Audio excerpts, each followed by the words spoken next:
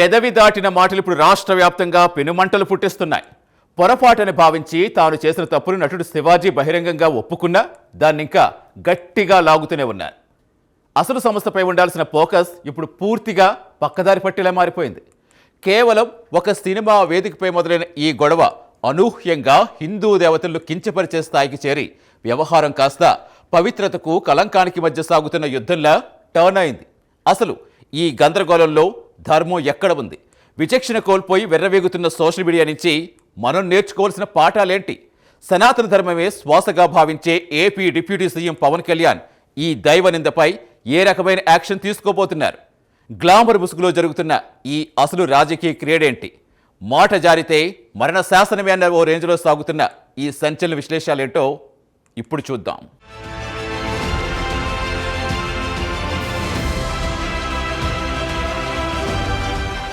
కాలం మారుతోంది. కాలంతో పాటు మనుషుల ఆలోచనలు మారుతున్నాయి. కానీ ఆ మార్పు వినాశనానికి దారితీస్తోందా అన్న అనుమానం కలుగక మానదు. శబ్దానికి ఉన్న శక్తి అనంతం. అది ఒక ప్రాణాన్ని కాపాడగలదు. అదే శబ్దం ఒక సమాజాన్ని చీల్చగలదు. నేడు మనం చూస్తున్న ఈ గందరగోళం కేవలం ఒక నటుడి వ్యాఖ్యల వల్ల పుట్టింది కాదు. దశాబ్దాలుగా పేరుకుపోయిన అసహనం, కుహాన మేధావి వర్గాలు ద్వంద్వ నీతి, సోషల్ మీడియా ఇచ్చిన మితిమీరిన స్వేచ్ఛ యొక్క సమ్మేళనం. ఒక సినిమా వేదికపై దొర్లిన మాట ఇప్పుడు ఏపీ రాజకీయాలను, హిందూ ధర్మ పరిరక్షకుల ఆగ్రహాన్ని, సామాన్య ప్రజల నైతిక విలువలను తాకుతూ ఒక పెను తుఫానులా మారింది. ఇది కేవలం మాటల యుద్ధం కాదు, అస్తిత్వ పోరాటం. ఆవేశానికి, ఆలోచనకు మధ్య జరుగుతున్న ఒక సంఘర్షణ.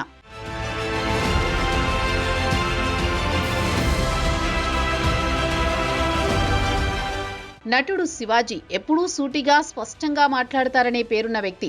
ఒక సినిమా ప్రమోషన్ వేదికపై ఆయన చేసిన వ్యాఖ్యలు అక్షరాల ఒక నిప్పురవ్వలా టాలీవుడ్ను తాకాయి. సమాజంలో పెరుగుతున్న అసభ్యతను, వెండితెరపై గ్లామర్ పేరిట జరుగుతున్న వికృత పోకడలను ఆయన తనదైన శైలిలో విమర్శించారు. అయితే ఆ మాటల్లోని అంతరార్థాన్ని గమనించకుండా కేవలం కొన్ని పదాలను పట్టుకుని ఆయనను బోనులో నిలబెట్టే ప్రయత్నం జరిగింది. మహిళా కమిషన్ సుమోటోగా కేసు నమోదు చేసే స్థాయికి వ్యవహారం వెళ్ళిందంటే దీని వెనుక ఎంతటి వ్యూహాలు దాగి ఉన్నాయో అర్థం చేసుకోవచ్చు. కానీ ఇక్కడ విచిత్రం ఏంటంటే సమాజంలోని సామాన్య మహిళలు, తల్లులు శివాజీ మాటల్లోని ఆవేదనను అర్థం చేసుకుని ఆయనకు బ్రహ్మరథం పట్టడం. ఇది కొంతమంది సినీ పెద్దలకు మింగుడు పడని సత్యం.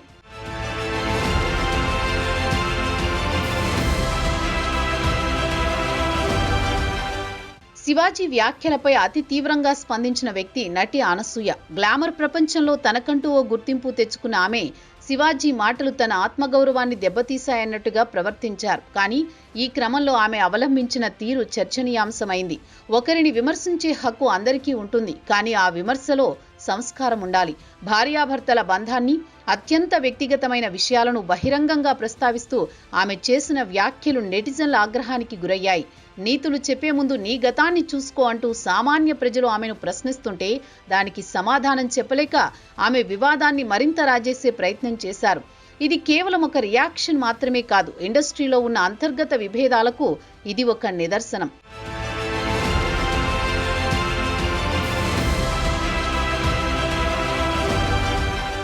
టాలీవుడ్ అంటేనే ఒక రంగుల ప్రపంచం. ఇక్కడ నీతులు చెప్పడం చాలా తేలిక, కానీ పాటించడం అత్యంత కష్టం. అలనాటి సినిమాల నుంచి నేటి వరకు మహిళా శరీరాన్ని కేవలం ఒక కమర్షియల్ వస్తువుగా వాడుకుంటున్న తీరును ఎవరూ ప్రశ్నించరు. పెద్ద పెద్ద స్టార్ హీరోల సినిమాల్లో అసభ్యకరమైన సాహిత్యం ఉన్నప్పుడు, ఐటమ్ సాంగ్స్ పేరుతో మహిళలను కేవలం ఆకర్షణకు మాత్రమే పరిమితం చేసినప్పుడు నోరు మెదపని సినీ మేధావులు ఇప్పుడు శివాజీ ఒక మాట అంటే మాత్రం విరుచుకు పడుతున్నారు. ఎందుకు ఈ వివక్ష? అగ్రనటులు మాట్లాడితే అది స్టైల్, ఒక సామాన్య నటుడు మాట్లాడితే అది క్రైమా? ఈ ద్వంద్వ నీతిని సామాజిక మాధ్యమాలు ఎండగడుతున్నాయి. సినిమా అనేది కేవలం కాలక్షేపం మాత్రమే కాదు, అది సమాజంపై బలమైన ముద్ర వేస్తుంది. ఆ ముద్ర మలినమైనప్పుడు ప్రశ్నించే గొంతుకను నొక్కేయడం ఎంతవరకు న్యాయం?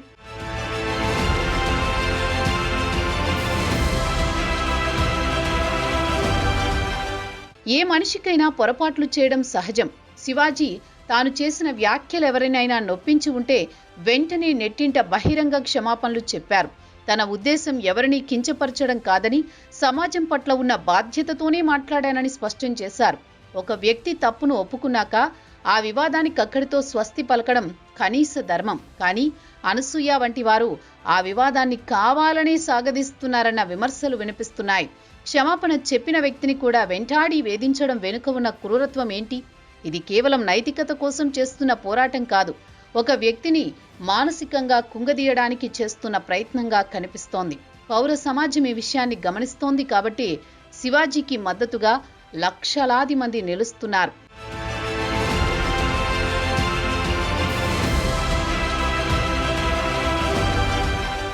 శివాజీ, అనసూయ మధ్య సాగుతున్న ఈ మాటల యుద్ధంలో అనూహ్యంగా యూట్యూబర్ అన్వేష్ ప్రవేశించారు. వివాదాన్ని విశ్లేషించడం వరకు బాధ్యతగా ఉన్న ఆయన పరిధి దాటి ప్రవర్తించడం ఇప్పుడు కొత్త చిక్కులు తెచ్చిపెట్టింది. కేవలం వ్యక్తిగత విమర్శలకు పరిమితం కాకుండా హిందూ దేవీ దేవతలను అత్యంత హేయంగా కించపరుస్తూ మాట్లాడడం సమాజం భరించలేని అంశం.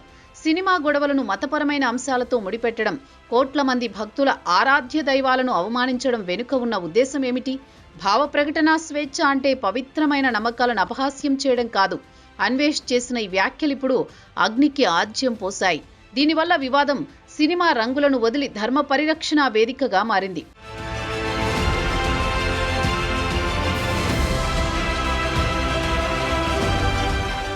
దైవ నింద అనేది ఏ సమాజంలోనూ క్షమించరాని నేరం. అన్వేష్ చేసిన వ్యాఖ్యలపై విశాఖపట్నంలోని గోపాలపట్నం పోలీస్ స్టేషన్లో కేసు నమోదు కావడం ఈ ఇష్యూ యొక్క తీవ్రతను సూచిస్తోంది. భక్తుల మనోభావాలను దెబ్బతీసే విధంగా, శాంతి భద్రతలకు విఘాతం కలిగించేలా మాట్లాడినందుకు చట్టం తన పని తాను చేసుకుపోతోంది. ఇది కేవలం ఒక ఎఫ్ఐఆర్ మాత్రమే కాదు, సోషల్ మీడియాలో విచ్చలవిడిగా ప్రవర్తించే ప్రతి ఒక్కరికి ఒక హెచ్చరిక. ఆంధ్రప్రదేశ్లో ఇలాంటి ఘటనలు పునరావృతం కావడం భక్తులను కలవరపెడుతోంది. గతంలో ఇలాంటి వ్యాఖ్యలు చేసిన వారు ఏమయ్యారో చూసినా అన్వేష్ వంటి వారు పాఠాలు నేర్చుకోకపోవడం విచారకరం. పోలీసులు ఈ కేసును ఎంత సీరియస్గా తీసుకుంటారనేది ఇప్పుడు రాష్ట్ర వ్యాప్తంగా చర్చనీయాంశమైంది.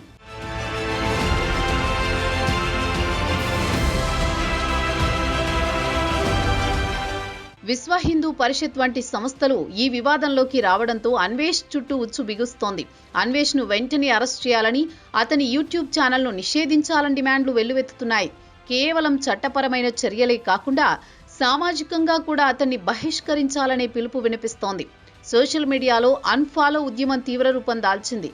నిన్నటి వరకు వేలాది మంది ఫాలోవర్లతో వెలిగిపోయిన అన్వేష్ నేడు తాను చేసిన వ్యాఖ్యల వల్ల మౌనంగా మూలపడాల్సి వచ్చింది. ఇది ఒక డిజిటల్ రెవల్యూషన్. తప్పు చేసిన వారిని చట్టం కంటే ముందే సమాజం ఎలా శిక్షించగలదో ఈ అన్ఫాలో ఉద్యమం నిరూపిస్తోంది. భక్తిని, ధర్మాన్ని కించపరిస్తే భవిష్యత్తు ఎలా ఉంటుందో చెప్పడానికి ఇదొక నిదర్శనం.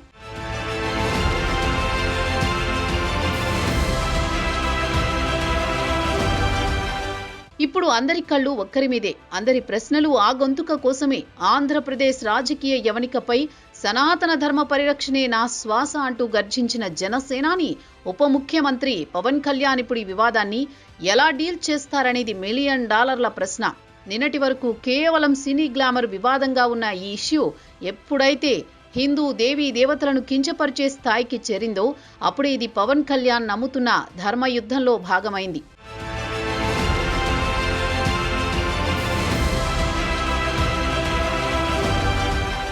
అన్వేష్ వంటి వారు దైవనిందకు పాల్పడుతుంటే, సనాతన ధర్మంపై దాడి జరుగుతుంటే గతంలో ఏపీ అసెంబ్లీ సాక్షిగా వారాహి డిక్లరేషన్ వేదికగా పవన్ చేసిన వ్యాఖ్యలు ఇప్పుడు ప్రజల మనసుల్లో మెదులుతున్నాయి.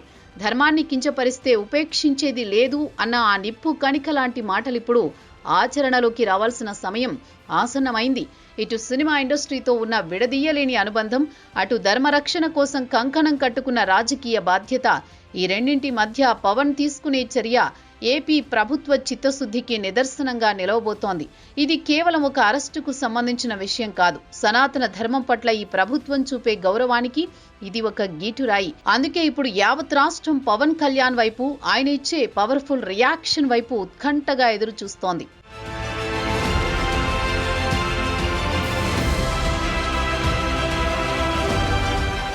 నేడు యూట్యూబ్ అనేది ఒక సంపాదన వనరుగా మారింది. ఎక్కువ వ్యూస్ వస్తే ఎక్కువ డబ్బులొస్తాయని ఆశతో కొంతమంది ఏ స్థాయికైనా దిగజారుతున్నారు. వివాదాలను రాజేయడం, ప్రముఖులను టార్గెట్ చేయడం, మతపరమైన చిచ్చు పెట్టడం ద్వారా వైరల్ అవ్వాలని చూస్తున్నారు. అన్వేష్ వ్యవహారం కూడా ఇదే కోవలోకి వస్తుంది. నిజమైన విశ్లేషణ చేసేవారు తగ్గిపోయి అరుస్తూ అసభ్యంగా మాట్లాడే వారికే ప్రాధాన్యత లభిస్తోంది. ఇది సమాజంలోని యువతపై ఎలాంటి ప్రభావం చూపుతోంది? ఈ డిజిటల్ గందరగోళంలో నిజమెక్కడో అణిచివేయబడుతోంది. అబద్ధం 10 సార్లు చెబితే నిజమవుతుందనే భ్రమలో కొందరు బతుకుతున్నారు. కానీ ధర్మం ఎప్పుడూ తన ఉనికిని చాటుకుంటూనే ఉంటుంది.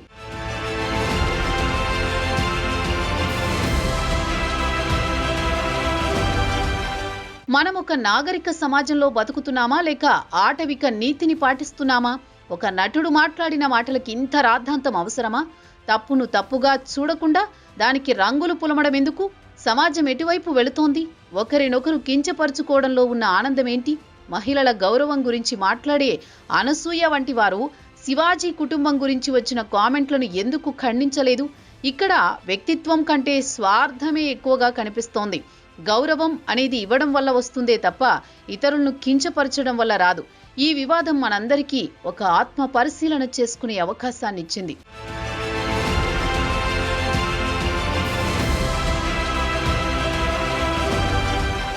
ఇది మొదటిసారి కాదు. నటి మాధవీలత చేసిన వ్యాఖ్యలు ఎంతటి అలజడి సృష్టించాయో మనకు తెలుసు.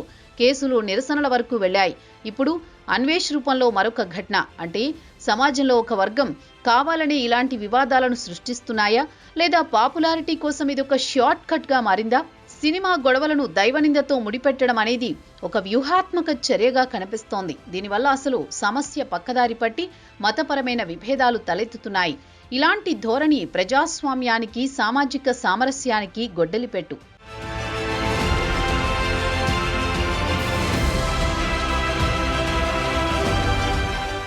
మాట అది మకరందం కావచ్చు, విషం కావచ్చు. మనం దేన్ని సమాజానికి ఇస్తున్నామనేది మన సంస్కారాన్ని బట్టి ఉంటుంది. శివాజీ వివాదం నేర్పిన పాఠం ఒక్కటే. ఎంతటి ప్రముఖుడైనా సరే మాట్లాడే ముందు విచక్షణ పాటించాలి. అదే సమయంలో ఎదుటివారు క్షమాపణ చెప్పినప్పుడు క్షమించే గుణం ఉండాలి. విమర్శలు దైవనింద వరకు వెళ్లడం విచారకరం.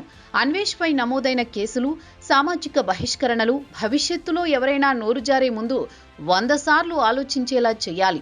ప్రభుత్వం, చట్టం తన ధర్మాన్ని నిర్వహించాలి. మనం ధర్మాన్ని రక్షిస్తే ఆ ధర్మం మనల్ని రక్షిస్తుంది. ఈ వివాదానికి ఇక్కడితో ఫుల్ స్టాప్ పడుతుందా లేక మరిన్ని మంటలు పుట్టిస్తుందా అనేది కాలమే నిర్ణయించాలి.